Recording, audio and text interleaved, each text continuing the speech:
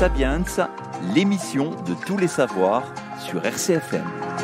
Bienvenue à toutes et à tous. Fabrice, il est temps de retrouver notre rendez-vous RIGERC en partenariat avec l'Université de Corse. Et on reçoit cette semaine Marc Giberneau. Il est chargé de recherche au CNRS au sein du projet Ressources naturelles de l'UMR Sciences pour l'environnement de l'Université de Corse. Donc, c'est un des grands spécialistes de la famille des Aracées. Oui, avec ces Aracées, des plantes passionnantes pour qui souhaitent parfaitement étudier leur mode de reproduction, qui est très élaboré, on va le comprendre, basé sur la duperie, on va l'expliquer.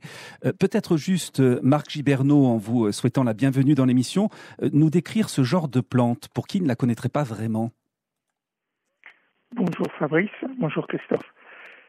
Donc les Aracées ont une structure florale très particulière, puisque c'est une inflorescence qui se constitue d'un axe florifère entouré d'une bractée modifiée qu'on appelle la spathe, qui est en général très colorée et qui est caractéristique, qui permet la reconnaissance facile de cette famille.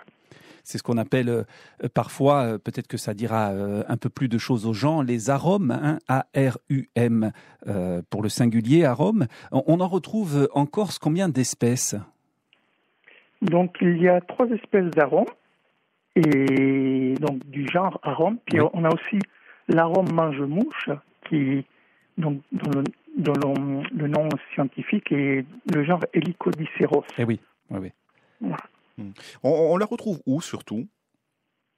Alors, le cas de l'arôme mange-mouche se trouve surtout sur les côtes de la Corse, on va dire, mais peut monter un petit peu à l'intérieur des terres, jusqu'à 800 mètres d'altitude, donc, et fleurit au printemps. Alors, ce qui est très intéressant, Marc Giberneau, et là on précise à nos auditeurs que l'Université de Corse est en pointe sur l'étude au niveau international, j'ai envie de dire, sur l'étude de ce type de plante.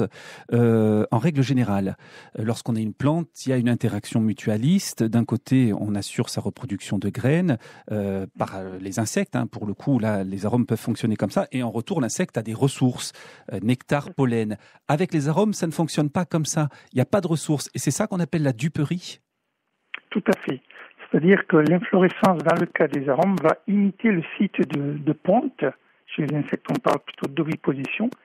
Et à ce moment-là, les insectes, surtout sont les femelles, vont être attirées vers donc les inflorescences qui peuvent visuellement, dans le cas de l'arôme mange-mouche, donc la spathe a une couleur de chair, elle est rose profonde, mais aussi les odeurs vont imiter le site de ponte des insectes qui pensent pouvoir trouver donc un site de ponte et vont se faire piéger dans l'inflorescence durant 24 heures afin d'assurer la pollinisation de la plante.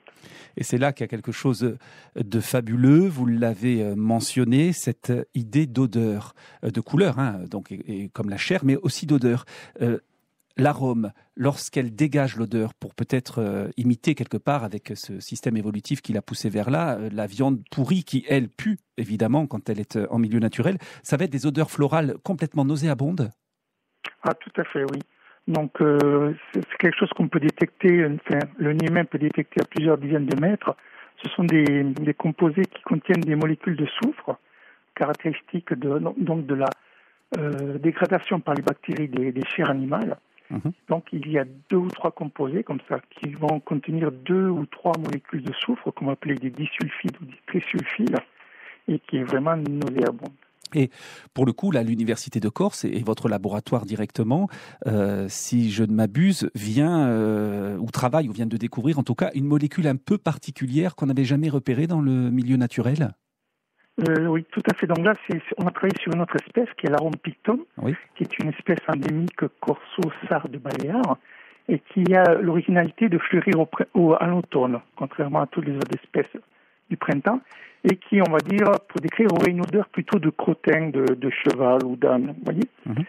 Et donc, nous avons travaillé donc sur l'analyse des odeurs florales, et le composé majoritaire dans les bases de données n'était pas connu. Donc, grâce à mes collègues chimistes, nous avons pu isoler cette molécule et donc la caractériser chimiquement.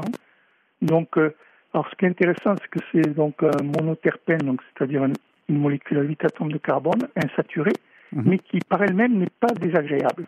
Donc, c'est-à-dire que le composé majoritaire n'est pas celui qui donne la note de l'odeur florale. D'accord. Et donc, ce sont plutôt des composés qui sont un peu moins importants dans le mélange, comme le taracrésol, qui fait cette odeur caractéristique de l'arôme pictum.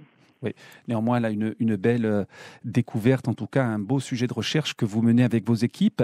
Quelque chose aussi qui est très singulier chez ces arômes que nous avons dans nos campagnes au printemps, et vous l'avez précisé à l'automne, pour ce qui est du pictum, c'est la thermogénèse. Ce sont des plantes qui ont le sang chaud.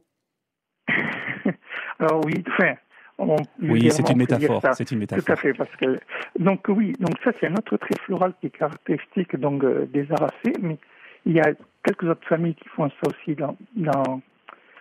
chez les angiospermes, chez les plantes à fleurs, mais il n'y en a pas beaucoup. Donc, elles ont la possibilité donc d'élever leur température. Et quand je dis d'élever la température, c'est pouvoir monter jusqu'à 30-35 degrés. C'est-à-dire que là, dans certains cas, on est à 20 degrés au-dessus de l'air ambiant.